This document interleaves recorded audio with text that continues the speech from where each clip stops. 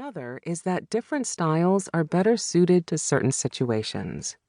But most leaders select their styles based largely on personal preference, on the latest fad, or worse, unconsciously, on ingrained patterns and habits. What we need instead is the ability and tools to thoughtfully address the situation and select the behavior that is best suited to our particular challenge or opportunity. This ability is becoming increasingly important, particularly when we need to learn and adapt. As the world has become more turbulent and volatile, adaptability has emerged as the #1 critical capability for leaders. However, it is difficult to adapt, and it is even more difficult precisely when it matters most. Adaptability, learning, innovation, and creativity are most challenging in high-stakes, uncertain situations, exactly when they are most needed. The human brain is wired to react to these situations with the exact opposite of learning and creativity, and this threatens to undermine our performance in the most critical moments. Deliberate calm is the solution. It is not a leadership style or behavior. Rather, it is a personal self-mastery practice that provides leaders with the awareness and skills to avoid reacting ineffectively and to instead choose the mode of thinking and acting that is most effective based on their current circumstances. This book is evidence-based and combines cross-disciplinary research insights from neuroscience, leadership development, and team effectiveness. At its core, however, deliberate calm is a unique combination of 4 sets of skills applied to the context of leaders: adaptability, learning agility, awareness, and emotional self-regulation. Each of these skills is critical to the success and performance of leaders, but this is the first time they have been combined to help us learn and lead differently when it matters most.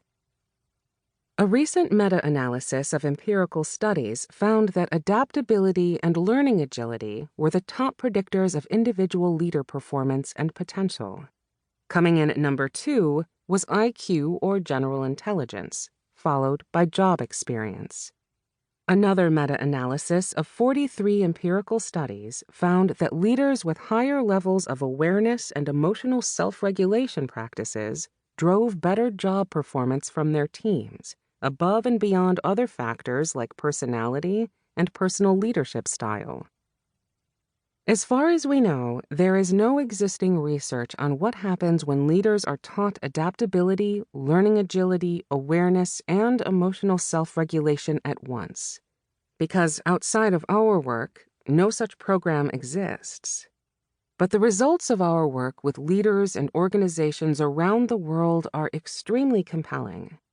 When we deployed a program with 1,450 leaders at a global pharmaceutical company, and compared their results to a control group, participating leaders showed an improvement that was 3 times higher than the control groups on a number of factors, including performance in their role, successful adaptation to unplanned circumstances and change, optimism, and the development of new knowledge and skills. Furthermore, their well-being improved 7 times more than the control groups. Best of all, the participating leaders only engaged in this program for 30 minutes a week over 3 months to achieve these results, which were based on self-reported data and assessments by colleagues. Practicing deliberate calm is more important than ever. Our world is changing rapidly, forcing us to deal with unprecedented levels of uncertainty and volatility, both individually and collectively. More and more, we are tasked with making high-stakes decisions when our old methods and success models are not fit for the new challenges we are facing.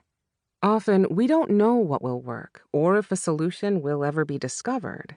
Just as Captain Sullenberger could not have known whether or not his radical plan to land in the Hudson River would succeed. This unfamiliar context is what we call the adaptive zone. In order to succeed in this zone, we must adapt, break free of our established patterns and habits, open our minds, learn new things, and even find new ways of learning and collaborating.